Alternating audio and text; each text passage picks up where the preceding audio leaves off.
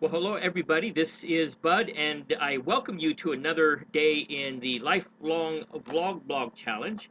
I trust that you're persevering in this thing that we began a bit ago, a month plus. I know that I personally have been, as I've mentioned before, discovering things about myself that I didn't know that I had. It's like you hear folks say, I'm using muscles that I didn't know I had. Well, it's a muscle of a different sort. Okay, it's not a physical, although there is some physicalness associated with it, but it's a similar thing in that if you've not been in a position, if you've not had a need, it's not been required of you to have developed in a certain way, then until you are called upon to behave in that way or along those lines, and and have those ways and manners, um, used, then while you may have heard others using them, you just maybe assume that you don't possess such things. Like, for example, most people would say, I think most people would say that salespeople or great communicators, orators, are born with the gift to gab. But when you think about it, we all come out the same way, and when we're swatted on the fanny, we all cry, and none of us, upon being swatted, having come out, uh, you know, spoke, intelligible words to the doctor, like, "Hey, quit hitting me," or "Hey, that hurts," or "Hey, I'm hungry." Everybody had to learn. And while some may have been born in homes where their parents or siblings had to communicate, they communicated because it's part of their job. Maybe they were a speaker, maybe they were a teacher, maybe they were a trainer or editor of a newspaper, whatever.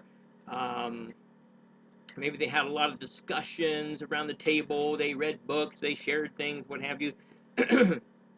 They pick some things up, maybe seemingly naturally, and of course it is natural because you have a baby born in one country, and if that same baby were born in another country, it wouldn't grow up speaking the language that it grew up in. It would grow up speaking a different language, or if it's in an area of the world where many languages are spoken, he or she would grow up learning and having the ability to speak more than one language. So uh, these things are learned, and that should encourage us because anything that we have to learn is learnable, and we just have to find good teachers and apply ourselves. You can have the best teacher, but if you don't apply yourself, then what's the point?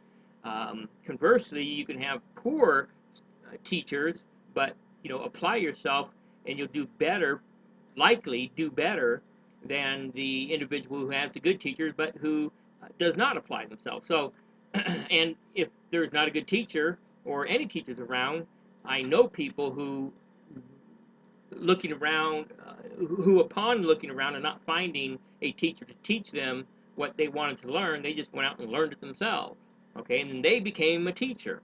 Okay, so the sky is the limit, as it were, but understand, insofar as the network marketing skill set that one must be getting better at, um, it is finite. It's there's a finite set of skills. Not that you can't improve upon them constantly, but a finite set of skills. Once you've um, mastered them, then they will serve you well wherever you go for the rest of your life.